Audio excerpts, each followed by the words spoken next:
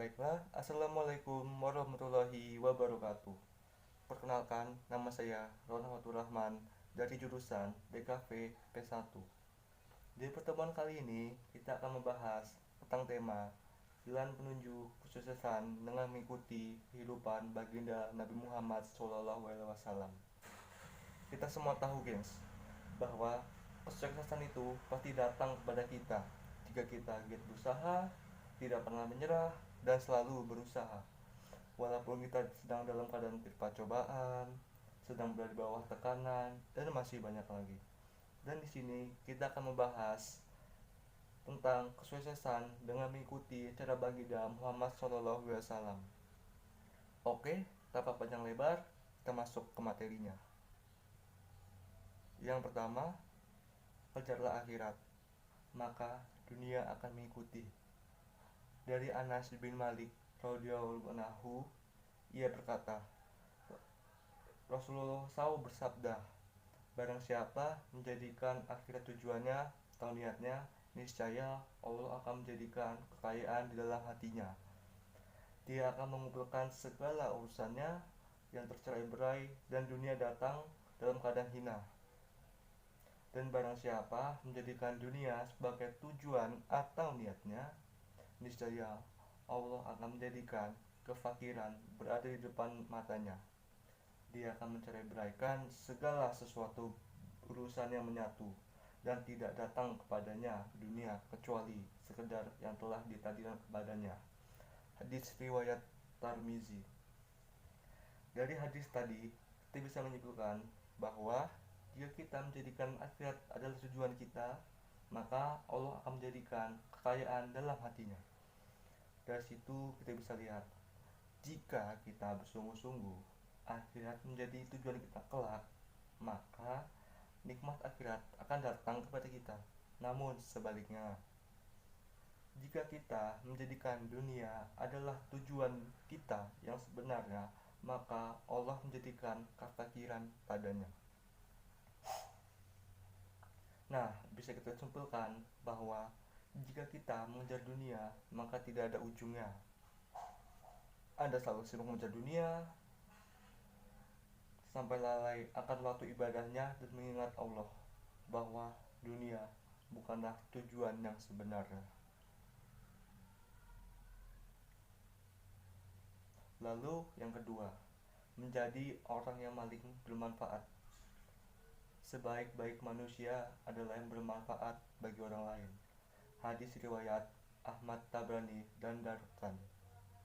Dalam hadis kedua ini, kita bisa memahami bahwa kebahagiaan akan datang dengan sendirinya ketika kita bisa bermanfaat bagi orang lain. Nah, salah satunya adalah bersedekah. Jika kita bersedekah, maka sedekah yang kita berikan kepada orang lain akan bermanfaat bagi mereka yang sedang membutuhkan. Maka, jika kita bersedekah, hati senang, tentram, dan juga mendapatkan pahala dari sedekah yang kita berikan kepada orang yang sedang membutuhkan. Lalu yang ketiga, tinggalkan keraguan, ikuti kata hatimu. Tinggalkan sesuatu yang meragukan kepada sesuatu yang tidak meragukanmu. Hadis riwayat Tirmizi dan Nasai. Dalam hadis ketiga ini, kita sebagai manusia tidak boleh ragu-ragu atas apa yang kita lakukan ke depannya. Nah, jika Anda merasa ragu, maka ikutilah kata hatimu. Insya Allah, keraguan dalam dirimu akan hilang jika kata-kata hatimu mendukung. Sebagai contoh, ketika kita ingin mencari pekerjaan, maka yang harus kita siapkan adalah kemampuan bersikap sopan dan berpakaian rapi, dan juga dengan tanpa rasa ragu, dan selalu ikuti kata hatimu. Nah, maka dari itu kita perlu melakukan istiqoroh kepada Allah Subhanahu wa taala dengan menyingkirkan keraguan dan memantapkan hati kita ke tempat yang kita tuju. Lalu yang keempat, jangan sesali apapun yang terjadi. Jika engkau tertimpa sesuatu, maka janganlah engkau Jika engkau tertimpa sesuatu musibah, maka janganlah engkau berkata, seandainya aku lakukan demikian dan demikian. Akan tetapi hendaklah kau katakan, ini sudah takdir Allah. Setiap yang telah Dia kehendaki pasti terjadi. Karena perkataan lau atau seandainya dapat membuka pintu setan. Hadis riwayat Muslim.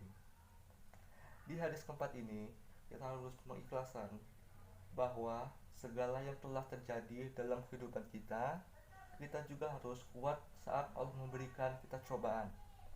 Kita tak boleh merasa putus asa dan selalu berikhtiar jika kita sedang tertimpa suatu musibah atau cobaan. Kita juga harus bersyukur apa yang telah terjadi, dan Allah pasti akan menunjukkan kebesaran dan kuasanya bagi hambanya yang tabah dan tak kenal putus asa. Oleh karena itu, tetap semangat dan berpikir positif. Percayalah, rencana Allah pasti lebih indah dari rencana kita. Lalu yang terakhir guys, atau yang kelima, pada akhirnya hasil akhir yang menentukan. Sesungguhnya amal ibadah itu tergantung hasil akhirah. Hadis riwayat Bukhari. Seperti halnya amal ibadah, di mana kita akan dinilai baik buruknya ketika mati. Dalam hidup, orang yang pada umumnya baru akan melihat kita ketika kita sudah sukses. Maka dari itu, berusahalah dengan sungguh-sungguh, karena usaha tidak akan mengkhianati hasil. Jikalau kita mudah menyerah, maka sudah dipastikan bahwa apa yang kita kejar atau dapatkan akan menjadi hayalan belaka. Maka dari itu, janganlah menjadi orang yang mudah menyerah, dan bangkitlah ketika kita berada di bawah. Maka pelan-pelan pun kita akan bangkit lagi dan pada akhirnya mendapatkan apa yang kita inginkan. Itulah gengs beberapa hadis Nabi Muhammad SAW yang bisa menjadi pegangan kita untuk menjalani hidup. Kita bisa mempraktikannya untuk menggapai kesuksesan di dunia dan akhirat. Jikalau saya ada salah kata, saya mohon maaf, dan kepada Allah saya mohon ampun. Baiklah, saya akan tutup video ini dengan mengucapkan Waalaikumsalam warahmatullahi wabarakatuh. Terima kasih.